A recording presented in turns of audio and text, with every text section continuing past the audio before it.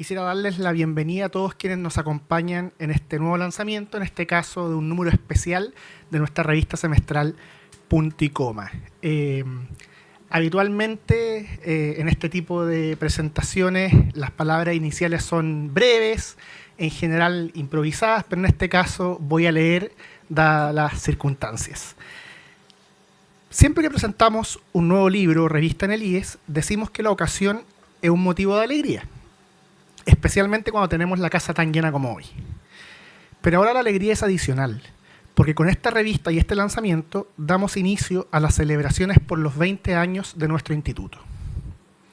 Por esa razón, se trata de un número especial de Punto y Coma, y como podrán advertir al leer las páginas de la revista, que estoy seguro adquirirán con entusiasmo después del panel, como podrán advertir, al leer las páginas de la revista, a lo largo de ellas se indaga no solo en el recorrido del país, sino también en la trayectoria del IES desde que comenzara sus actividades el año 2006. Permítanme entonces, antes de dar paso al panel, al plato fuerte de la jornada, detenerme algunos instantes en la labor del IES. No todos los días se cumple 20 años, y por lo mismo, este aniversario y el comienzo de las celebraciones por este aniversario nos insta a recordar brevemente el camino recorrido. Habría muchas anécdotas que contar, muchas reuniones de equipo y de investigadores que rememorar, pero quisiera destacar solo un par de elementos que me parecen relevantes de subrayar en esta oportunidad.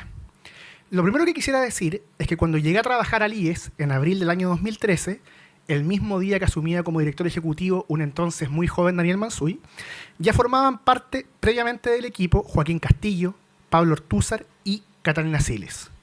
Que esos nombres hayan llegado a protagonizar de diversos modos la escena pública chilena y que de una u otra manera todos ellos sigan vinculados al IES hoy, da cuenta de que este es un lugar que se ha edificado en gran medida gracias al compromiso vital y permanente de estos observadores comprometidos, valga la redundancia, que no solo son grandes intelectuales, sino también, y lo puedo decir en propiedad, grandes personas. Ahora bien, ¿dónde reside ese compromiso, nuestro compromiso?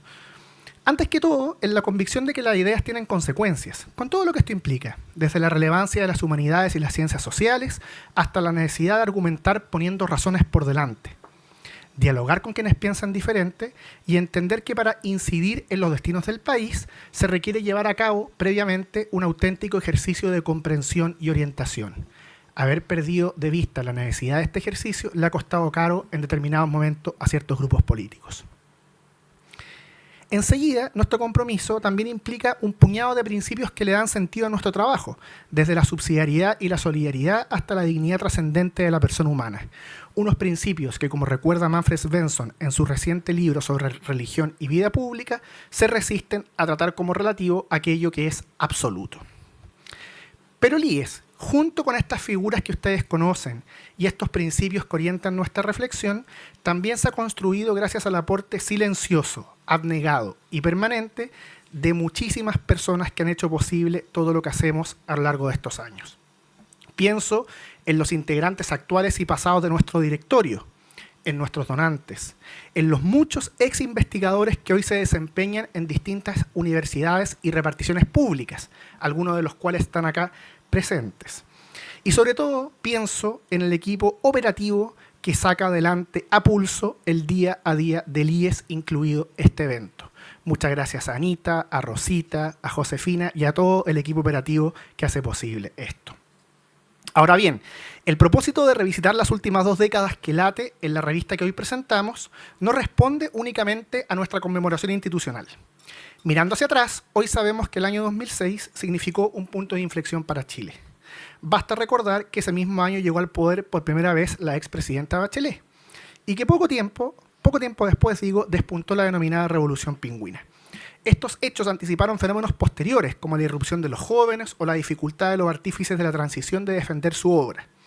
Y esos fenómenos tuvieron consecuencias sin los cuales no se entiende el Chile actual. Para decirlo en términos provocativos, resulta indispensable comprender cómo y por qué el país transitó desde Michelle Bachelet a José Antonio Kast. Contribuir a esa comprensión es uno de los propósitos de la revista que presentamos y que luego comentarán Isabel Pla, Eugenio Tironi y Cristian Barken, suponemos que con algunos puntos de encuentro y divergencia entre sí.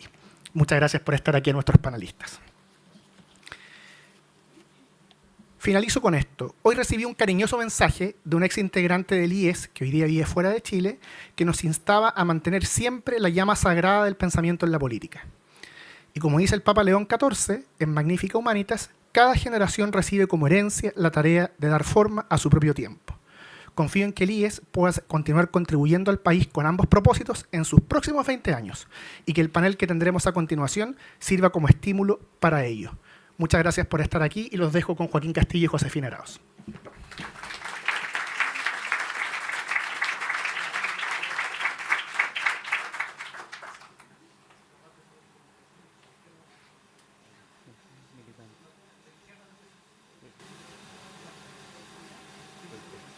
Muchas gracias, Claudio, por tus palabras. Muchas gracias a todos los que nos acompañan. Es un gusto además ir viendo cómo se ha ido llenando la casa con gente que nos acompaña para empezar estas celebraciones por los 20 años. Agradezco también especialmente a los que hacen posible esta revista. No está de más agradecer, aunque sea por segunda vez, al directorio del IES, al equipo editorial, y especialmente hoy día a los colaboradores de la revista, a los entrevistadores, a los reseñistas, a los ensayistas que se suman número a número para participar en este debate sostenido y calmado que siempre queremos hacer desde esta revista, que desde su primer número quiere ser una pausa en el debate público para poder observar el país, que es parte de las misiones no solo de la revista, sino también de todo el instituto y de todas las personas que conformamos este equipo. Quiero agradecer especialmente al panel de hoy día, un panel un poco distinto, porque tenemos dos moderadores. Estamos con Josefina Arauz acá arriba, con este panel de lujo que nos acompaña hoy día. Quiero agradecer a Isabel Pla, ex ministra de la Mujer, militante de la UDI, panelista, columnista en distintos medios de comunicación, presidenta de la corporación Somos Mujeres, así que acompañan aquí en segunda fila de manera muy fiel. Quiero agradecer también a Eugenio Tironi, columnista, ensayista, consultor, autor de numerosos libros de análisis político y estratégico. Y quiero agradecer también a Cristian Barken, profesor de literatura, columnista, conductor radial y actualmente también investigador de Faro UDD, de la Universidad del Desarrollo. El lanzamiento tiene una estructura muy simple. La idea es poder conversar acerca de los temas que están contenidos en este número de la revista, que, como ustedes saben, su tema central es mirar qué ha pasado en estos 20 años de existencia del IES, qué ha pasado en Chile. También podremos conversar algunas cosas que no están en la revista, pero que también son importantes, de qué ha pasado en el mundo y de qué manera el IES, con sus libros, con sus diagnósticos, con sus intelectuales comprometidos, observadores comprometidos, como decía Claudio Alvarado, han intentado tomarle el pulso a este país que se resiste a ser diagnosticado. Así que cada uno va a tener 8 minutos para hacer una intervención inicial. Vamos a partir en este mismo orden, Isabel, Eugenio, Cristian, y luego tendremos un espacio para conversar detenidamente al respecto. Así que les agradezco y le doy la palabra a Isabel. Yo les voy a avisar cuando se cumplan los 8 minutos. Bueno, un saludo muy grande a la audiencia que está acá y tengo que decir que es un honor doble estar aquí hoy día, primero compartiendo panel con Cristian y con Eugenio, que son dos personas a las que he leído, escuchado y mirado durante más de estos 20 años, ¿cierto? Y de las cuales también he tenido una perspectiva, ¿cierto?, que me permite o contrastar la mirada que yo tengo o muchas veces también compartirla, porque yo soy parte de la generación que no ve en el acuerdo y en el encuentro la cobardía, sino que todo lo contrario, la valentía y la dignidad de la persona humana que es capaz de ponerse en la humildad de decir, comparto valores, ¿cierto?, con un intelectual de la centroizquierda como es Eugenio, con un poeta como Cristian Banken y muchas cosas más que un poeta. Y también es un honor estar acá en el IES, porque el IES es como un salmón porfiado que navega contra la corriente, en un sector político que tiene una asociación con un sector político, como dice la Josefina Arauz en su entrevista del domingo en La Tercera. La verdad es que no termina de entender la importancia de las ideas, la importancia de, como dice Claudio, de que se mantenga prendida, encendida la llama sagrada de los pensamientos, y en los últimos días incluso algún sector de la derecha nos hemos dado cuenta que tampoco le gustan los libros, o sea, libros, pensamientos, ideas. Por lo tanto, es un doble honor. Yo he mirado la revista, que es muy contundente y recomendable desde 3 claves. Creo que aporta 3 claves interesantes para mirar los últimos 20 años.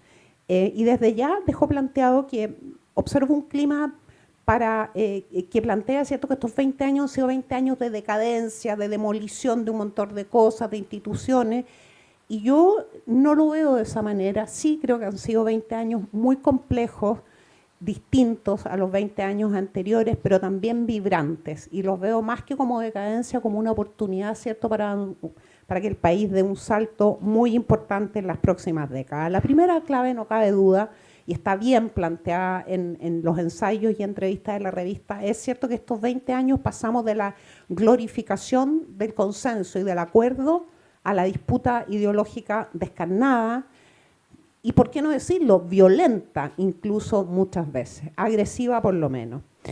Joaquín Castillo, Joaquín, tú recuerdas en tu ensayo cuando se fundó, que el IES se funda coincidentemente con la Revolución Pingüina, y abro comillas, esto está en el ensayo de Joaquín, dice: en el centro de la ciudad, cuando se estaba abriendo el IES, en el centro las marchas de secundarios no cejaban, las escuelas paralizaban, los dirigentes políticos de todo el espectro intentaban procesar las nuevas demandas estudiantiles, cierro comillas. Ese fue el inicio de los últimos 20 años, que marca, ¿cierto?, el inicio del fin de este momento de consenso, de acuerdo, de no hablemos muy fuerte de las diferencias para que no se nos caiga el edificio que estamos construyendo, dejémoslo para después. Y el inicio de un periodo muy intenso, con muchos debates, crecientes debates, algunos de los cuales condujeron a caminos interesantes y otros, la verdad, que han generado también daño al país, y eso hay que reconocer.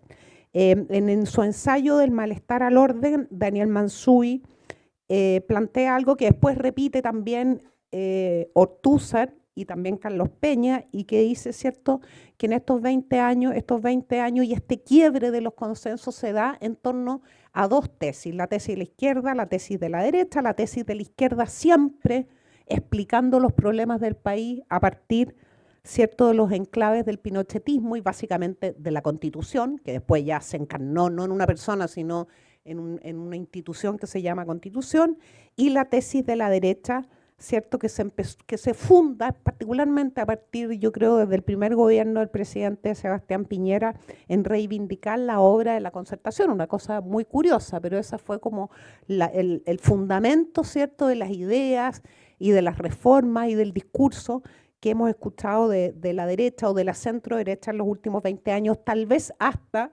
el triunfo de José Antonio Kast. El estallido es el momento, uno de los 2 momentos, creo yo, más importantes. El otro es el proceso constitucional más importante de estos 20 años, y el estallido se aprovecha por la política, tanto de la izquierda como de la derecha, y también de esos grupos que estaban fuera, ¿cierto?, de las órdenes establecidos en la política, se aprovecha para reafirmar una tesis o la otra. Unos dicen que este es un estallido producto precisamente, ¿cierto?, del hastío de los chilenos con una constitución que no logra satisfacer sus deseos, sus aspiraciones, y la tesis de la derecha que dice, pero ¿por qué estamos reclamándose efectivamente? ¿Por qué no volvemos a los tiempos de la concertación, a los primeros 20 años del retorno a la democracia? ¿Y por qué no reconocemos que el país ha avanzado, que ha tenido que ha experimentado el mayor salto, el desarrollo económico y social de su historia? En esta primera clave es muy importante leer, creo yo, a Daniel Mansuy, a Pablo Ortúzar, a Carlos Peña, entre otros, porque ¿cierto?, coinciden los 3 en el fracaso de la política, para explicar qué estaba pasando con el estallido, el aprovechamiento de la política, particularmente de la izquierda, porque ¿por qué no de la derecha? No porque yo sea de derecha, sino que la derecha tampoco se tomó muchas molestias para entender el estallido. En cambio, la izquierda sí. La derecha se paró en un solo lugar, que era un estallido delictual, que era un estallido de violencia. Y eso efectivamente era muy cómodo desde la derecha. Por eso digo que fue un momento aprovechado por la izquierda para reafirmar su tesis, ¿cierto?, hasta de los enclaves autoritarios de la Constitución, y la derecha no se tomó muchas molestias, pero las que se tomó fueron para reafirmar la obra de la Concertación. Después veo una segunda clave, bueno, hay muchas más cosas en esta primera clave, por supuesto, esto es una primera pasada. Hay una segunda clave muy interesante que es sobre la modernización, los cambios culturales y sociales del país, y aunque la revista cruza, ¿cierto?, este tema, para mí el ensayo más representativo de lo que han significado estos cambios en el país en estos 20 años es el de Catalina Siles con Manfred Swanson, que se llama, tengo como una luz aquí que es Un mundo más solo, ¿cierto? Y ellos se plantean en ese ensayo un mundo más solo, reconocen los cambios más significativos, la emancipación de la mujer, la cuestión de la mujer, su mayor participación laboral, los cambios en la forma de relacionarse entre hombres y mujeres, la postergación de la vida en pareja, el declive del matrimonio, el auge de los nacimientos fuera del matrimonio, los plantean como un hecho concreto, ¿cierto? Y se preguntan si esto se tiene que dar por hecho o si no se debe reflexionar respecto de los impactos que han tenido estos cambios, ¿cierto? Algunos positivos, a mi juicio, la emancipación de la mujer y, por supuesto, el impulso a la participación de las mujeres en el mundo laboral y también la libertad de las personas para decidir cómo quieren formar su familia también me parece positivo, pero Catalina y Manfred reconocen que eso tiene un impacto importante en la sociedad y particularmente en la experiencia vital de las personas. Y plantean tres cosas muy interesantes. Primero, llaman, ¿cierto?, a pensar qué está pasando con esto y llaman en el fondo a retomar un debate que fue muy intenso, muy apasionado y muy áspero en los 90.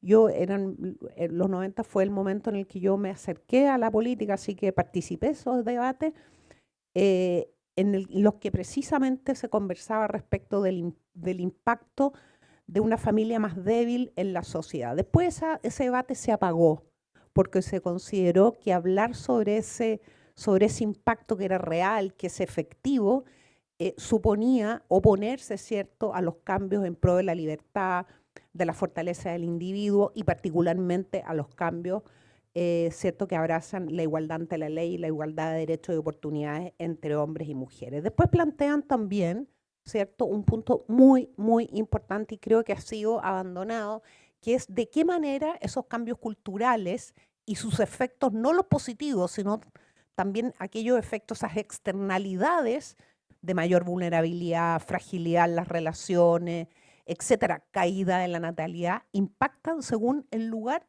económico y social en que tú estás parada. Y de alguna manera dicen, ¿cierto?, que estos debates han sido conducidos de una élite que no sufre el impacto de la fragilidad de la familia, como sí la puede sufrir, ¿cierto?, una personas, familias, grupos familiares que viven en mundos más vulnerables, sin las redes, ¿cierto?, que los sectores más acomodados ¿verdad?, han ido tejiendo a lo largo de su vida y les permite superar los problemas que significan, por ejemplo, un quiebre en la pareja, por ejemplo, un quiebre familiar. Y una tercera clave, ya que me quedan súper poquitos minutos, que yo he llamado la porfía espectacular y maravillosa de Chile por mantener su vocación de prosperidad, de libertad, de estabilidad democrática y también de justicia. En esta tercera clave, ¿cierto? A mí me parece que el protagonista de esta tercera clave es el proceso constitucional, que también supuso un fracaso, pero a mi juicio me gusta mirarlo no desde el punto de vista del fracaso, sino también de la oportunidad que abrió este proceso constitucional que fue muy criticado desde la derecha, ¿cierto? Y es el origen de una crítica permanente y persistente al presidente Sebastián Piñera por haber optado por ese camino, pero a mí me parece que es un proceso, ¿cierto?, que se cerró por ahora, pero que permitió también explicarle a la política que lo que quería la ciudadanía no eran precisamente cambios constitucionales, sino otra cosa. Y también reafirmar, particularmente con el rechazo en septiembre del 2022, que habían elementos de estabilidad, de prosperidad, de igualdad ante la ley, de unidad nacional, ¿cierto?, de condiciones para la prosperidad económica, de equilibrio entre la economía y el medio ambiente, entre otras cosas que a los chilenos sí les importaban, que sí valoraban. Además, y esto se lo he escuchado a Eugenio Tironi muchas veces, además de decirle ese casi 80% de chilenos que rechaza, ese 63% que rechaza esa constitución, de decirle a la política lo que hemos crecido y avanzado en estos últimos 35 años nos importa, no lo queremos perder, y no es eso lo que estamos buscando, ¿cierto?, cuando le expresamos, le hacemos demandas a la política de cambios para que enfrente efectivamente los desafíos que tiene el país.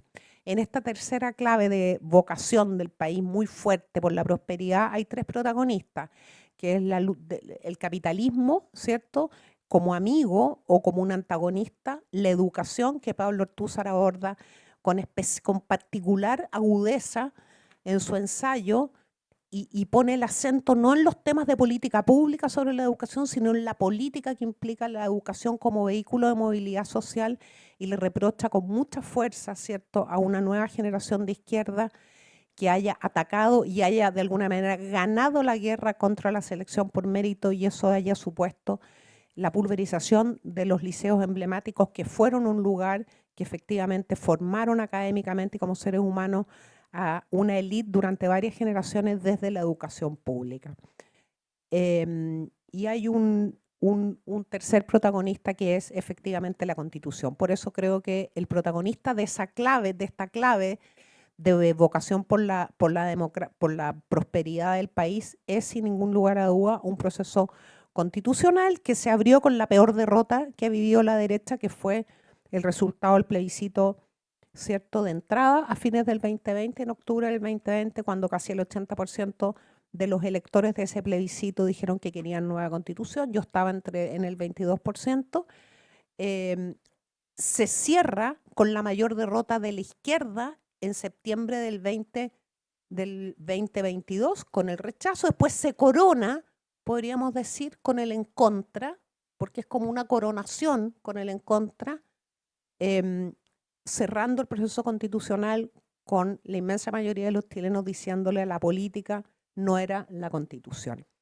Quiero cerrar este momento, ¿cierto?, reiterando que para mí han sido años vibrantes, aún con sus complejidades y dificultades, y que hay dos protagonistas que no están en esta sala hoy día, que no pueden soslayarse en estos 20 años, porque representan primero el fin de un momento, de un ciclo de la historia de Chile y de la forma de hacer política, pero también el inicio de transformaciones, algunas para bien, otras no tan para bien, y son la expresidenta Michelle Bachelet y el expresidente Sebastián Piñera. Yo creo que parte importante de estos 20 años ocurre en torno a ellos, en contra o a favor de ellos, y ambos hacen un esfuerzo. Algunos de esos esfuerzos tuvieron buenos resultados y otros fueron un fracaso por representar, ¿cierto?, lo que el alma, especialmente de su sector político, quería transmitirle al país. La presidenta Bachelet hace un esfuerzo que muchos de nosotros no compartimos y nos pareció equivocado en su segundo gobierno, cuando impulsa una serie de reformas estructurales, entre otras las a la educación, que Pablo Ortúzar analiza con especial agudeza. Hace ese esfuerzo, ¿cierto?, pero sin embargo algunos años después viene el estallido, que se suponía que no iba a ocurrir si se materializaban estas reformas, y el presidente Sebastián Piñera también hace esfuerzo. Algunos fracasaron, pero a mi juicio hay uno que es fundamental y no ha sido suficientemente valorado, y es haber sostenido la democracia en momentos muy complicados, con dos o tres intentos, ¿cierto?, de poner fin anticipadamente a su gobierno, y no era su gobierno el que se ponía fin, sino que ponía fin a una etapa en la que la democracia de Chile ha empezado y ha terminado cuando los mandatos constitucionales así lo establecen, ¿cierto?, y es uno de los pocos países de América Latina que puede dar fe de esa estabilidad democrática. Y reitero, ¿cierto?, que son años para mí que hay que mirar con interés, como una oportunidad y con optimismo, y no, ¿cierto?, como el inicio de la decadencia alrededor de la cual se ha construido parte importante del discurso político, especialmente desde un sector de la derecha. Gracias. Muchas gracias, Isabel. por esta intervención inicial. Estoy seguro que vamos a tener muchas cosas que conversar con Eugenio Cristián también sobre esta lectura de los 20 años. Le doy la palabra a Eugenio. Gracias. Bueno, muy agradecido por la invitación. Me sentí muy interpelado por los textos. Y como el tiempo es corto, yo creo que lo único que creo vale la pena, sobre todo a mis años, es mirar la trayectoria de Elías a partir de mi propia experiencia. Porque si uno lee sus artículos y un poco lo que piensan los miembros de este instituto, me atrevo a decir que los persigue un gran fantasma, el de la fragilidad del orden social en Chile. Del orden post-90 me refiero. Por eso su verdadera obsesión por el estallido del 2019, y ahora, y con quienes lo aplaudieron, pero también con las protestas estudiantiles del 2011, ahora del 2006, que ahora se sostiene que fueron su antecedente. Pues bien, mi propia vida intelectual ha estado marcada por ese mismo fantasma. Me pregunté muchas veces por qué llegué a transformarme en un cautivo de ese fantasma hasta el día de hoy. Y al respecto, quiero contar una anécdota que alguna vez mencioné en alguno de mis libros. Yo, en 1983, luego de 12 años dedicado profesionalmente a la política en tiempos, digámoslo así, oscuros, me fui a París con mi familia a estudiar sociología con Alain Touraine. Pero no fue Touraine el que me interesó Émile Durkheim, uno de los fundadores de la sociología, y su pregunta sobre cómo se construye o mantiene el orden social frente a las corrientes que tienden a destruirlo. El individualismo, la competencia, el economicismo, el deseo sin límite. En la Francia intelectual de entonces, Durkheim era un innombrable. Todo era cambio. Pero en un momento de intimidad se lo conté, se lo confesé a Touraine. Vi que se desfiguró su rostro, me escuchó y cuando terminó me dijo algo que nunca he olvidado. Ahora entiendo, como si hubiese sido un descubrimiento, me dice, ahora entiendo por qué él le gusta tanto Durkheim, por sus traumas personales. Usted aún no supera el efecto emocional que le produjo el golpe de 1973. Se quedó sin referente y esto lo busca llenar con Durkheim. Él es perfecto para quien se orienta a preservar el orden, o sea, a evitar un nuevo golpe. Quedé una pieza, como cuando el analista da en el clavo. Mi interés por el orden social se fundaba en mi experiencia personal, la de mi generación, la que se hizo adulta el 11 de septiembre de 1973. Ya se mencionó por Claudio la frase del Papa que a todos nos ha quedado dando vuelta, que cada generación recibe como herencia la tarea de dar forma a su propio tiempo y muchas veces se equivoca. La nuestra se tomó en serio esa tarea. Hasta el golpe, el golpe para nosotros no solamente destruyó un gobierno, destruyó un sistema de ideas, una forma de vivir. Lo más duro de ese tiempo fue el desconcierto, el duelo tanto emocional como intelectual. Tengo amigos que nunca lo superaron, que murieron en el intento, literalmente. Nuestro problema más agudo es el de la ausencia de un punto de partida, el que viene en un artículo en esos años. Carecemos de ese cuerpo teórico y esas convicciones inconmovibles, protectoras, fundantes, absolutas, como acaba de decir Claudio. Sentimos cada vez más el frío y otros la vergüenza de la desnudez. Fue de ese desconcierto, no a pesar de él, sino a través de él, que nació la voluntad de pensar de nuevo sin anestesia. Con un grupo de amigos, entre otros Pepe Bengoa, Javier Martínez, Eduardo Valenzuela, fundamos Sur y una revista que se llamó Proposiciones. Los primeros números de Proposiciones de esta revista comunicaban 3 emociones básicas que quiero nombrar. Primero, desconcierto. Era innegable que se nos había desmoronado las catedrales, que sus ruinas nos habían caído sobre la cabeza. Segundo, libertad. Nos sentíamos autorizados para pensar las cosas de manera nueva, sin ataduras de ninguna especie.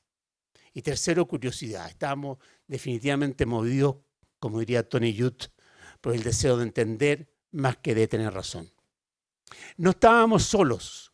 Estaba Flaxo, Cieplan ILET, muchos otros centros que, como ustedes, el IES hoy día, hacían investigación, formaban jóvenes, se vinculaban con la política, miraban el mundo, buscaban influir en los escasos espacios que existían en esos años. Y como lo ha dicho Brunner en un precioso artículo que escribió sobre Tomás Mulián, eran centros de conspiración. Conspirar en el sentido latino de conspirare, respirar juntos para sostener una cultura crítica en tiempo de vigilancia. La gran ruptura de esos años fue con el marxismo como sistema explicativo total. Y la razón puede sonar paradojal. Era demasiado parecido a cómo razonaban los Chicago Boys. Los dos reducían la vida social a su determinante económico. Los dos asumían que la historia posee una lógica objetiva, descifrable por iniciados, que debe imponerse sobre la voluntad de la gente. Los dos postulaban que el progreso se medía en términos materiales.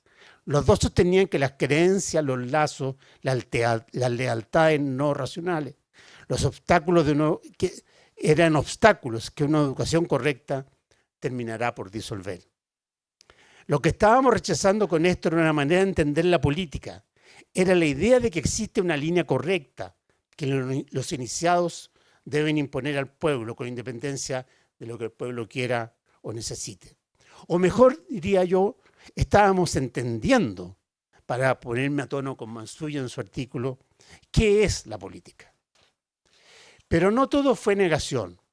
Fueron surgiendo también algunas afirmaciones que luego dictarían, digamos, mi producción intelectual y mi actividad política, docente y profesional. La primera, y que nunca he perdido de vista, la primacía de la convivencia sobre cualquier dogma o sistema. La segunda, que las sociedades no se sostienen solas, hay que fabricarlas, cada día, cada hora. La tercera afirmación la aprendí de Durkheim, que el orden social no descansa solo en las instituciones ni en el mercado, descansa en representaciones colectivas, en vínculos de reconocimiento mutuo, en relatos, como se diría hoy día, en todo aquello que une a las personas antes de que intervenga el Estado y el precio. Esto último me condujo hace unos 15 años atrás a un tema de interés de este instituto y que estimo fundamental, la familia. La familia como institución generadora de bienestar y de cohesión social. Varios de mis amigos de izquierda creían que me había pegado en la cabeza. Como ven, eran temas que el marxismo había olvidado y que el neoliberalismo también olvidaría. Que las personas son antes que nada seres que viven juntos, que necesitan reconocimiento mutuo, que construyen sentido en la familia, en la comunidad, en la fe, en la cultura.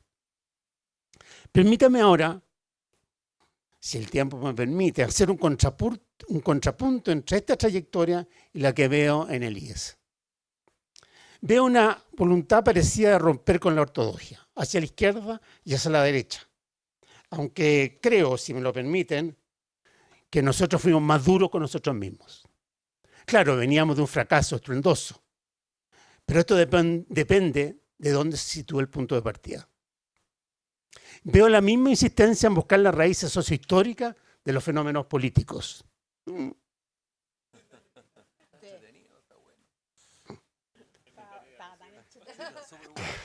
Bueno, cuando se discutía el 18 de octubre, en clave de coyuntura, ustedes se preguntaban por los procesos de larga duración que estaban detrás. Y la respuesta fue bastante parecida a la que surgía en otros lados, que las décadas de modernización habían transformado la estructura social chilena sin que los actores políticos de ningún signo lograran comprender a tiempo lo que estaba ocurriendo. Es muy parecido a lo que a nosotros nos pasó respecto a las transformaciones que había impuesto la dictadura en materia económica, en materia social, en materia de aspiraciones, en materia también de subjetividades. O sea, es la misma operación intelectual. Yo comparto la postura del IES que critica a quienes interpretaron el 18 de octubre como una epifanía. Pero hay veces que la crítica cae en lo mismo, pero en sentido inverso, en satanización, que acusa de cómplice a todo quien quiera entender lo que estuvo detrás de ese episodio. Reconozco, y perdón si me meto en ciertas honduras, que hay en esto una cierta competencia intrageneracional. El IES y un poco los intelectuales del Frente Amplio son instituciones de la misma generación. Nacen en el mismo momento histórico, en los 30 años. Responden al mismo sentimiento de vacío. Hablan al mismo país. Buscan ambos superar los paradigmas agotados. Esto produce una competencia intelectual que a veces, lo admito, se vuelve un poquito cansadora. Comparto con el IES su escepticismo ante la viabilidad del liberalismo clásico en América Latina. Nosotros somos más parte de América Latina, con todo respeto, que de la OSD. Y como nos enseña la escuela de Morandé o de Valenzuela o Cousiño, pero también de Pepe Bengoa en Sur, donde andábamos tras de los mapuches, de los pobladores, de las mujeres, ¿no?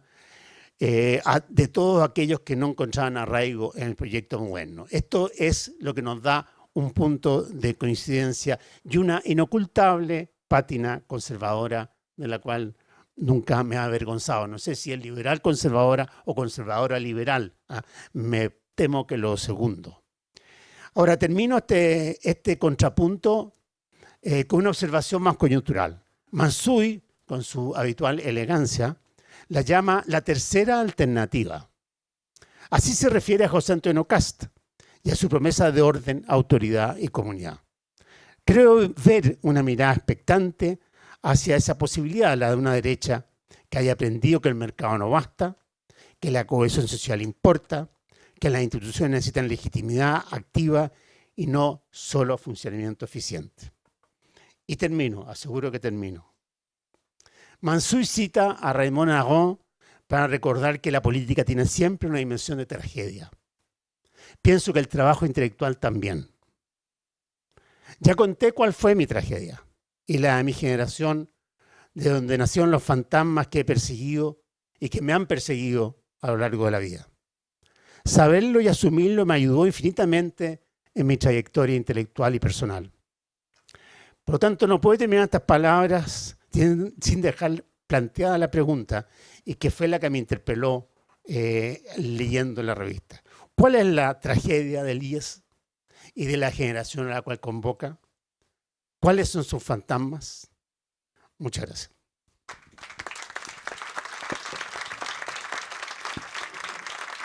Muchas gracias, Eugenio, también por estas interpeladoras palabras. Le doy la palabra a Cristian.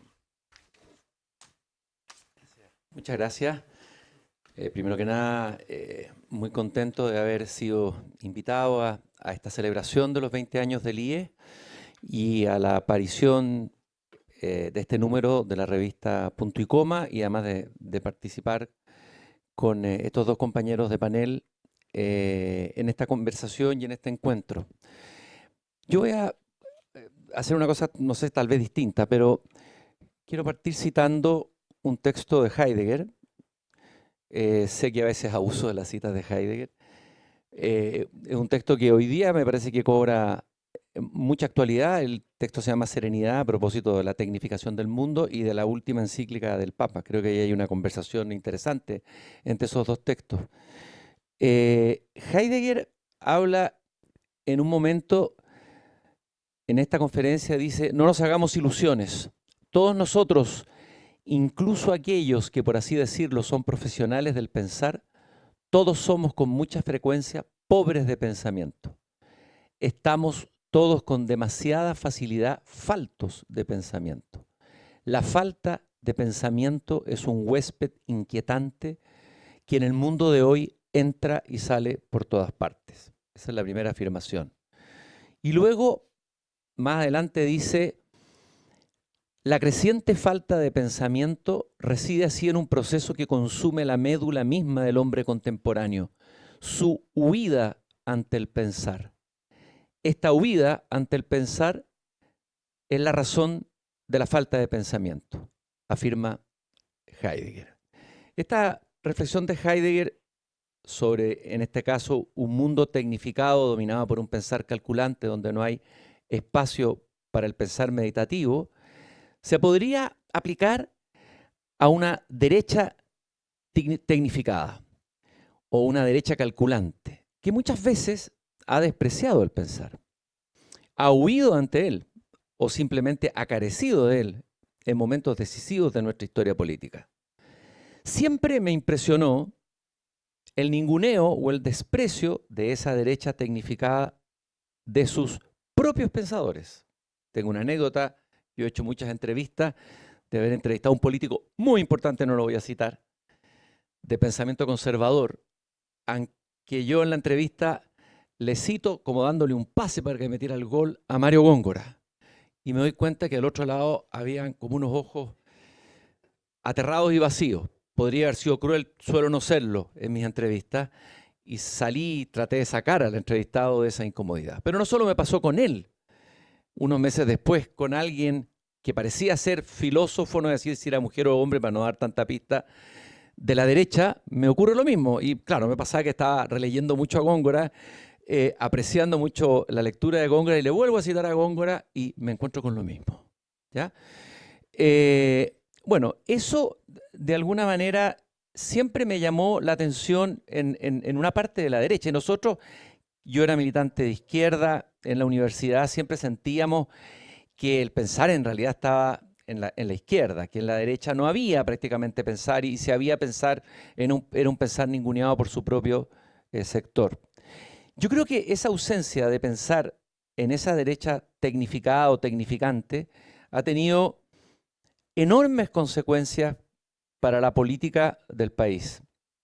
Por eso, el surgimiento y florecimiento del IES, que ha sido un semillero y a la vez un polinizador del desierto del pensar de esa derecha tecnificada, confieso que primero me sorprendió, me descolocó, es decir, hay en la derecha pensamiento, y pensamiento rico, variado, interesante, profundo, y después fue despertando mi más viva admiración.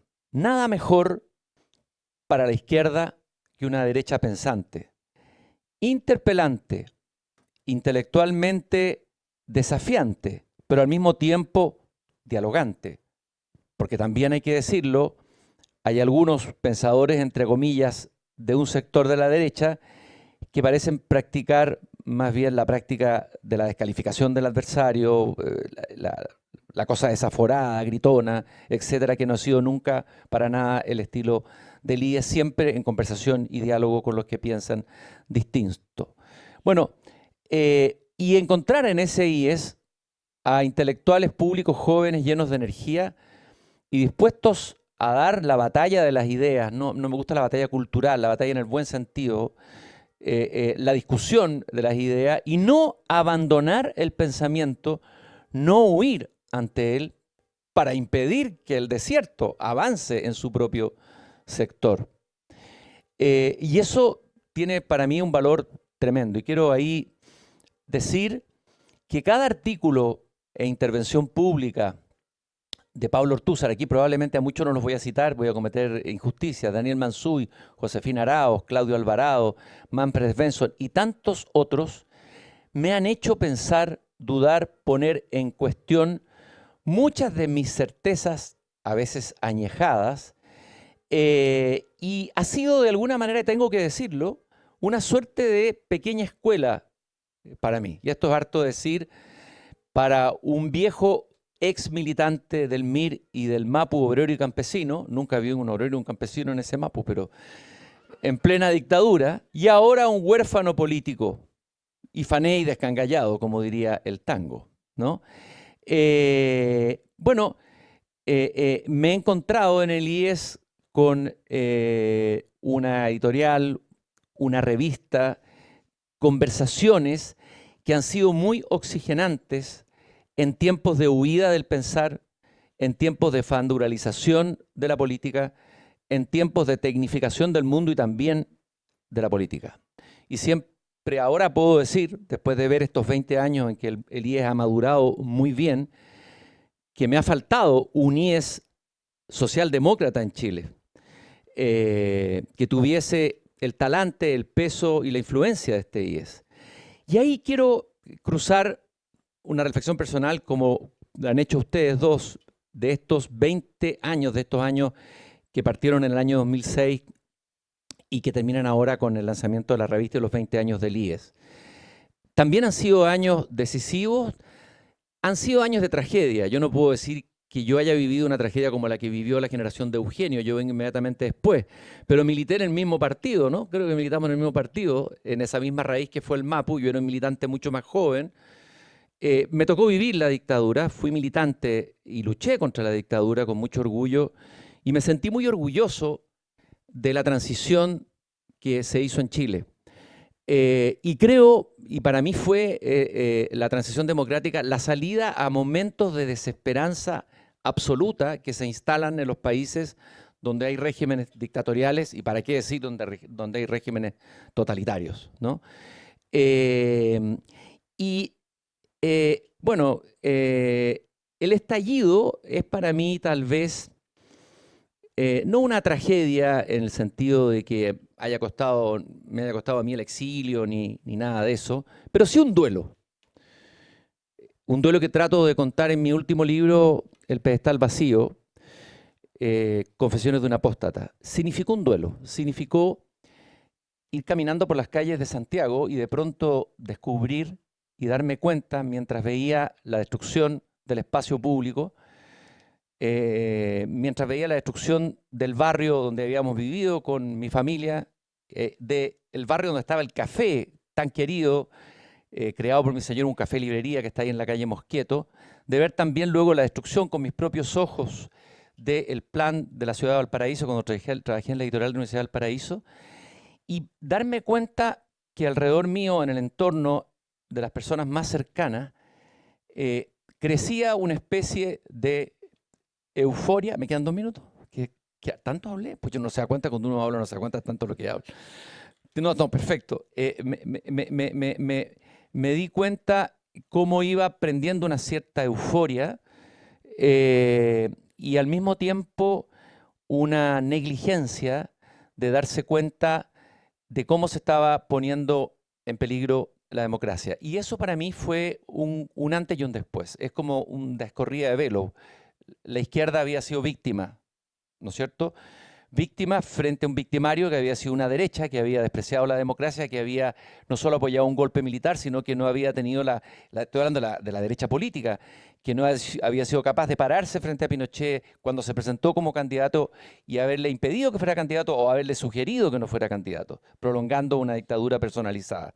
Bueno, y de repente la víctima empezaba a tomar pulsiones totalitarias que me tocó vivir en carne propia. Y en ese momento, ese quiebre interior extremadamente profundo que me costaba manifestar y me costaba entender también. Por eso es que es tan interesante el artículo de Daniel Mansuy, cuando él dice que todavía hay un misterio, algo así, ¿no? En la revolución, la primera movilización del 2006, que todavía no hemos logrado entender, ¿no? Y yo la verdad es que había muchas cosas que no entendía, pero lo que sí tenía claro es que esa izquierda democrática a la que yo pertenecí y con mucho orgullo y en la cual milité, se había completamente extraviado, en un extravío que todavía sigue siendo para mí un misterio también analizar y que merecería un profundo análisis.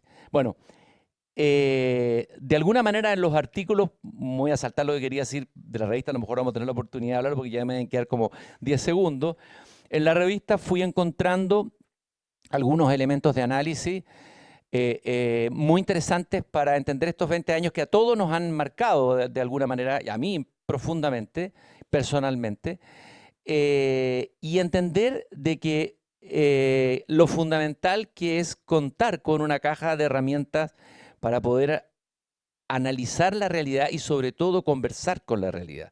Lo peligroso que es cuando las teorías o las convicciones propias o los sesgos ideológicos impiden escuchar esa realidad, que es lo que debe hacer un buen político, y lo que hemos tenido acá es una izquierda y una derecha que se han escuchado a sí mismas en sus propias euforias, el optimismo de Piñera, que se refleja acá en el artículo también de Mansuy, y después el espíritu refundacional del gobierno de Boric, y bueno, también pasando por el gobierno de Bachelet. Pero sin embargo, ha faltado justamente esa caja de herramientas en la izquierda y en la derecha. Y esa caja de herramientas la da solamente el pensar, el cultivo del pensar, que requiere tiempo, requiere energía, requiere dedicación, muchas veces requiere coraje, que es lo que ha tenido el IES, pero muchas veces también Por eso duele la incomprensión de una cierta élite que todavía no le toma el peso al valor del pensar y lo peligroso que puede ser huir el pensar o no practicar el pensar o ningunearlo, ningunear las humanidades. Carlos Peña habla ahí de la importancia de la entrevista de las humanidades, sobre todo en este tiempo. Y a mí me parece, y ahí discrepo tal vez un poco también de Eugenio, estoy muy de acuerdo en varias de las cosas que dijo, discrepo en simplemente colocar al IES como la contraparte de los intelectuales del Frente Amplio. Ahí tengo un diagnóstico distinto. Siento que aquí hay más espesor, que aquí hay más profundidad intelectual, y lamentablemente siento que en el Frente Amplio, salvo que alguien me pueda demostrar lo contrario, y por supuesto con maravillosas excepciones, me he encontrado más bien a veces con un vacío y con una inconsistencia intelectual. Así que esa podríamos comentarlo después. Voy a dejarlo hasta acá.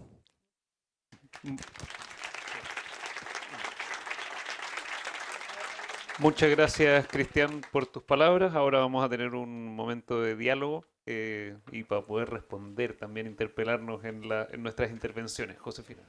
Sí, por favor, esa es la idea de este espacio, así que bienvenidas esas diferencias o comentarios a sus copanelistas. Quiero agradecerle además sus tres presentaciones, muy profundas todas y muy interpeladoras las tres, así que muchas gracias en primer lugar. Y quiero, a modo de primera pregunta, pero insisto, tómenla también como una oportunidad para responderse mutuamente en los énfasis que quieran hacer.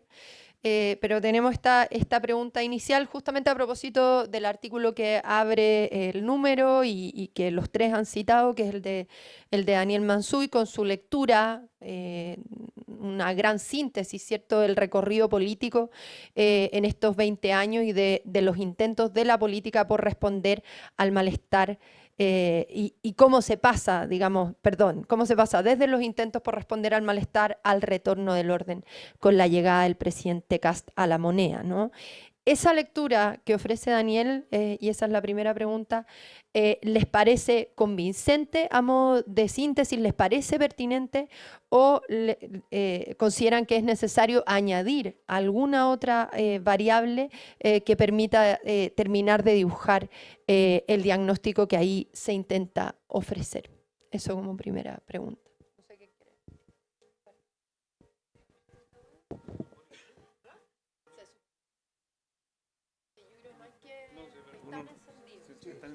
Bueno, sí, algo que me habría gustado decir en la primera ronda, pero creo que puede de alguna manera ayudar a responder lo que está planteando la Josefina.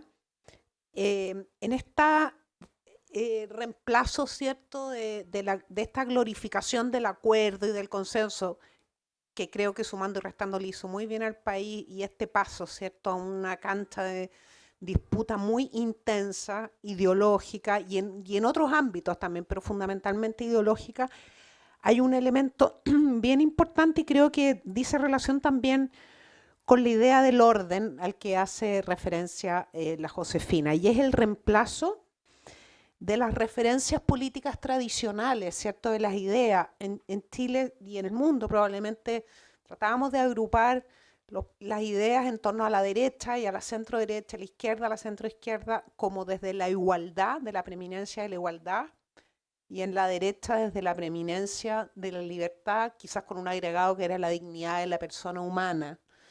Y esos referentes, eso y otro, estoy planteando igualdad y libertad como los esenciales, los más, digamos, evidentes, pero hay otros más, fueron reemplazados por unas esferas emocionales y que son muy complejas. Se reemplaza, ¿cierto?, por dos atributos, la superioridad moral y el carácter. ¿Ah? Ya no es la disputa de las ideas, de quién tiene las mejores ideas, dónde está, qué evidencia hay sobre la aplicación de esta idea, si cortamos la selección por mérito, qué pasa, ¿cierto?, con las siguientes generaciones. No hay eso, sino quién tiene, ¿cierto?, la verdad moral frente a este Chile que despertó desde la izquierda, y quién tiene el carácter que no ha tenido esta, entre comillas, derechita cobarde para detener estos procesos que han derivado primero en el estallido, ¿cierto?, que fue visto por un núcleo muy, muy duro, muy fuerte de mi sector político, como la expresión, ¿cierto?, de la cobardía, y para qué decir el proceso constitucional que se estableció desde ese lugar, carácter y superioridad moral. Y eso reemplaza las referencias tradicionales o intelectuales, si te quieres, de la política, que siempre fueron en torno a visiones de sociedad, a ideas que representaban esas visiones y a resultados concretos respecto de esas visiones. Una pequeña una observación a esto porque la derecha ha sido muy interpelada, y a mí me gustaría también, desde los zapatos de una derechista, plantear que efectivamente la derecha, por su carácter y por su historia en Chile, ha tenido una distancia con el pensamiento, más que con las ideas, con el pensamiento, y desde ahí con el debate intelectual, las palabras reflexión, libros, investigación, estudio, ensayo, etcétera. Son palabras que no son habituales en nuestros chats, ¿cierto? Primero, creo que la predominancia del mundo conservador en la derecha, sí, en ese mundo sigue latiendo el miedo de que la razón, o sea, el pensamiento, las ideas, la reflexión, puedan de alguna manera debilitar los valores, la fe, la creencia. Esto es muy antiguo en Chile, ¿cierto? Ustedes lo conocen, los historiadores, los intelectuales lo conocen mejor que yo, pero ha habido una tensión histórica entre razonar, pensar, reflexionar, y un posible debilitamiento, ¿cierto?, de los valores, de la fe principalmente, y de la preeminencia de la Iglesia con todas sus ideas y la cultura que significa, ¿cierto?, vivir la religión en el mundo. En segundo lugar, si no desde el mundo conservador, desde el mundo más tecnocrático, como se ha llamado acá, ¿cierto?, desde el mundo que representaba especialmente, yo trabajé con Sebastián Piñera 10 años, además de haber sido su ministra, trabajé en otras áreas, ese mundo al que yo también pertenecía, que tiene un aprecio superior y que hoy día yo pongo en duda, que ve la vida desde las métricas.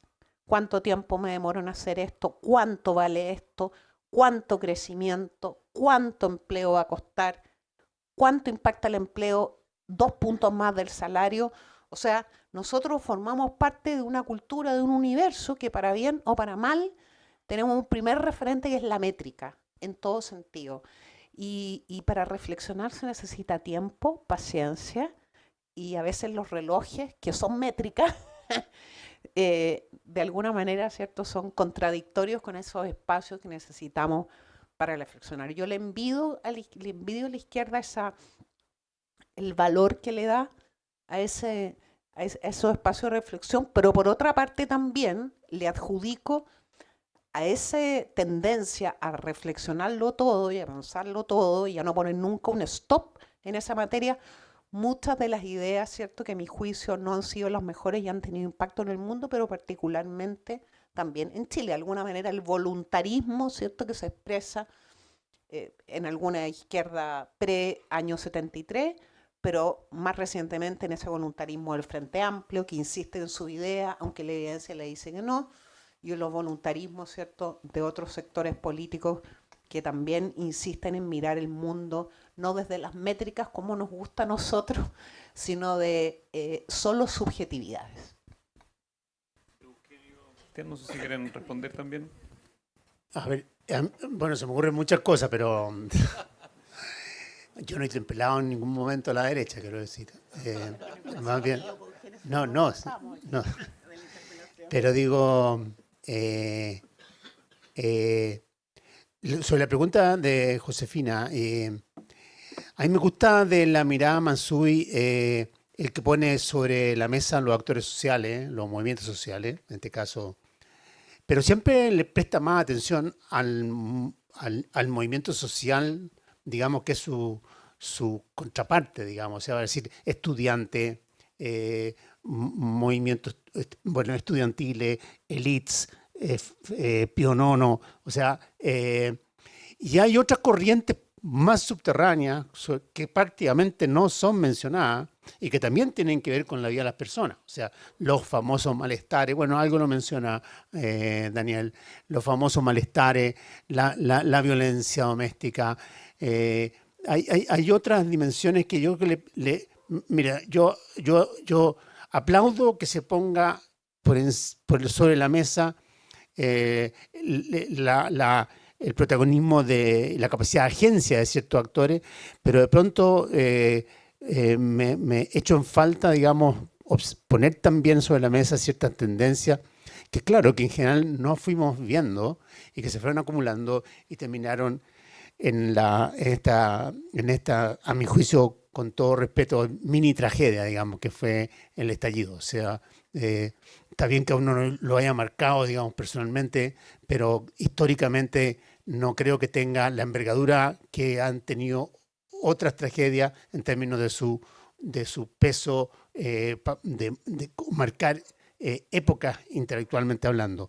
Respecto también a lo de Daniel, porque voy a responder derechamente a la pregunta de Josefina, yo admiro su parsimonia. O sea, son 20 años, y que todavía son un misterio, pero son 20 años que son buena parte de la vida de muchas personas, digamos. Entre medio han muerto muchos, han nacido muchos, otros que han hecho su vida, a lo mejor en su vida, y son 20 años que prácticamente hemos estado a la espera de que alguien vuelva a reponer el orden. Entonces, yo creo que está bueno esto de mirar las cosas desde la larga duración, pero a mí un poco me pone nervioso, quiero decir. No, yo tengo una suerte de impaciencia que veo que Daniel no la tiene, particularmente en este artículo. Y por último, una consideración, yo creo que está demasiado ausente, y lo mismo en nuestra conversación de hoy día, la dimensión internacional de esto. No es por nada que el estallido se llamó despegar, era woke. Lo que estaba rayado, lo que estaba sobre la torre telefónica era dignidad, despertar. No hubo representación más completa y perfecta de lo que fue el movimiento woke en el planeta que Chile, y particularmente que la convención. Fue nuestra teatralización de un movimiento cultural de enorme importancia. O sea, esto de creer que esto fue producto de un grupo de intelectuales neoyorquinos, no sé, de Manhattan o de Brooklyn probablemente, y de unos niñitos en LSI. No, esto fue un inmenso movimiento que tiene muchos antecedentes históricos, que se fue acumulando por muchos años, que tiene, ¿no es cierto?, raíces en la literatura, en el cine, en la poesía. Entonces, nosotros hubo una representación de eso cuando se dice, ¿pero dónde estuvieron los dirigentes de la Concertación que no defendieron lo que habían hecho? Es como imaginar, ¿dónde estuvo el gobierno Bachelet que no tuvo el tsunami de febrero del 2010? Hay fenómenos que son demasiado imparables, y lo que nosotros vivimos tuvo que ver con un fenómeno global mucho más amplio, que nosotros lo reprodujimos, porque normalmente nosotros tendemos a reproducir esto, y hoy día mismo lo estamos haciendo, y esa dimensión creo que yo la tendría mucho más en cuenta, porque si no entendemos el sentido de los ciclos, no entendemos por qué nacen y no entendemos por qué se agotan. Y es probable que hoy día estemos viendo el agotamiento de un ciclo que desde algunas perspectivas pareciera que está recién naciendo. Bueno, este mismo. Gracias, Eugenio. Es cortito. Daniel Mansuy plantea, por un lado, la fallida hermenéutica de la izquierda y la fallida hermenéutica de la derecha, ¿no es cierto?, frente a lo que pasó en estos 20 años en la sociedad, este malestar que fue sobreinterpretado ideológicamente por una parte de la izquierda como un anhelo de refundación del país, el fin del neoliberalismo, etcétera, y por otro lado, una derecha que no supo darse cuenta de que esos malestares se habían acumulado y que eran parte del proceso de modernización y que eran grietas que había que tomar, desigualdades, etcétera. y habla de esta como tercera, no sé cómo llaman, tercera vía, le dijo, ¿no? Tercera alternativa. Y ahí yo tengo mis dudas. Creo, no sé si esa es la tercera alternativa. Hay que estar expectante, observar. Me da la impresión que en esta tercera alternativa se vuelven a reproducir algunos errores de la lectura, aunque en un signo distinto, que ha cometido la derecha otras veces cuando asume el gobierno. Y me pareciera que la tercera alternativa no es esa, tal vez, sino que es el populismo de Parisi. Me parece que ahí está la tercera alternativa, que habría que prestarle demasiada atención. Vengo llegando hace poco de un viaje en el norte para hacer un reportaje, una cosa, en Antofagasta, que viene impresionado.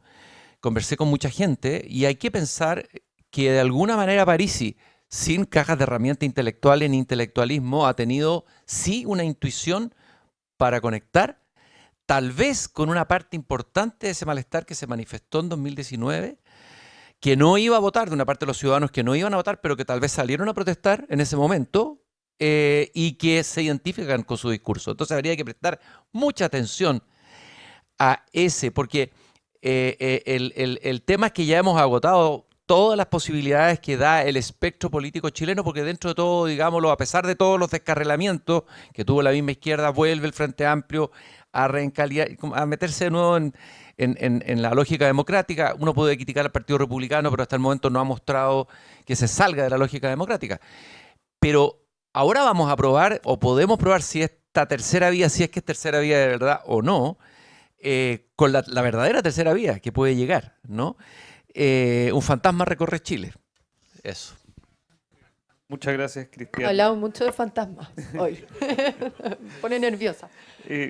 Muchas gracias, Cristian, también por esa respuesta. Yo quiero ir a otro tema, no a hablar de fantasmas todavía, al menos.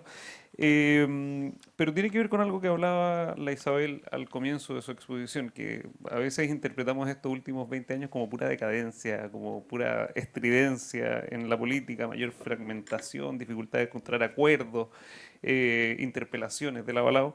Y quería hacerles una pregunta, quizás para ver el vaso medio lleno que veía la Isabel, o ver qué hay en esa mitad del vaso medio lleno. ¿Hay alguna lección que la clase política haya podido aprender en estos últimos 20 años? ¿O estamos simplemente en el mismo lugar que antes y ha sido como 20 años perdidos, 20 años de bloqueo? ¿Cómo lo ven ustedes en ese sentido? Yo voy a tratar de ser muy breve. ¿Por qué me parece que son años vibrantes?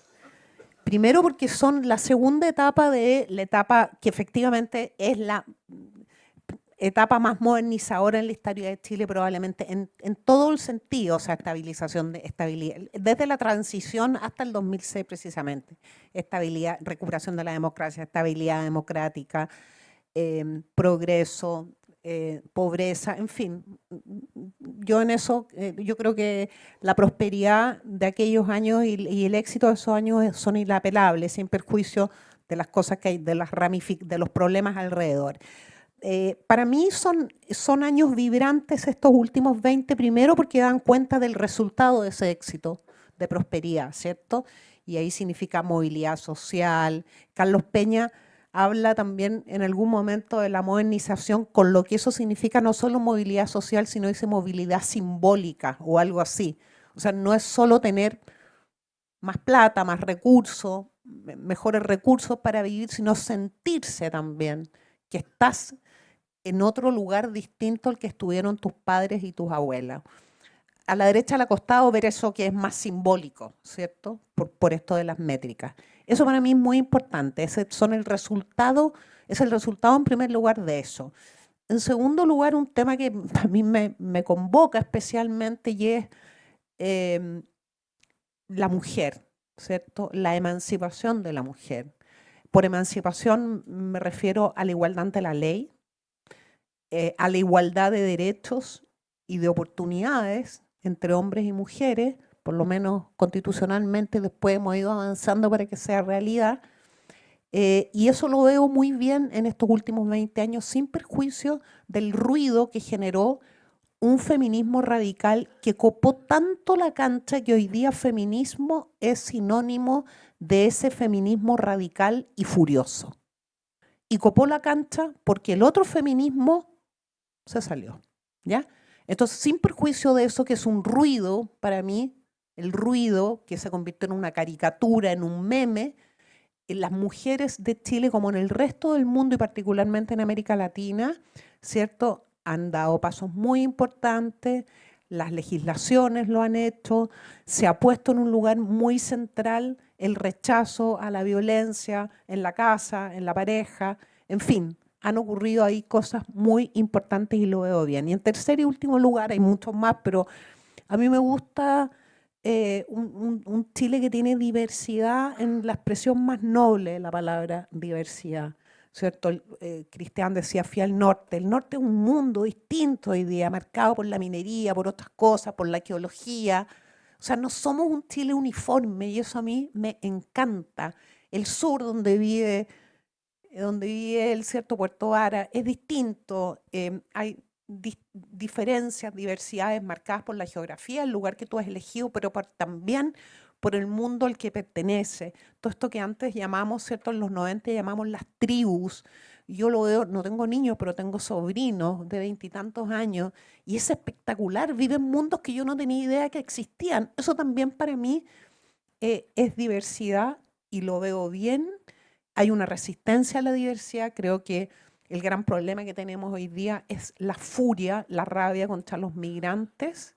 Yo soy hija de padre y madre extranjero, un movimientos migratorios nada que ver con los de ahora, pero me pongo en el lugar de ellos y creo que eso tiene que ver también, no solo porque hagan ruido y asados en los pasajes en muchos barrios de Chile, y es verdad, y molestan porque rompen tradiciones y formas de vida, sino también por un miedo a la diferencia. Entonces, me gusta este Chile vibrante, con diversidad, me gusta este Chile donde las mujeres y los hombres somos reconocidos como personas, como iguales en derechos y en otras cosas, y me gusta también que se vayan cerrando ciclos, como el nueva constitución tal vez vendrá más adelante, porque nos permite salir también de un casillero muy estrecho, muy cargante en algún momento, muy, muy cansador, y poder mirar otras cosas que yo espero que el gobierno del presidente José Antonio Kast, que es el gobierno de espectro más amplio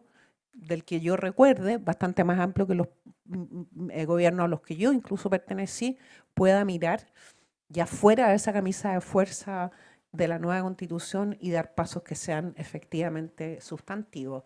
Y como cristian, no cabe ninguna duda que la tercera opción no es este gobierno, que es la opción de derecha, pero con cambios, ¿cierto? Esto del carácter, en fin, otras cosas más, sino que la tercera opción es el populismo.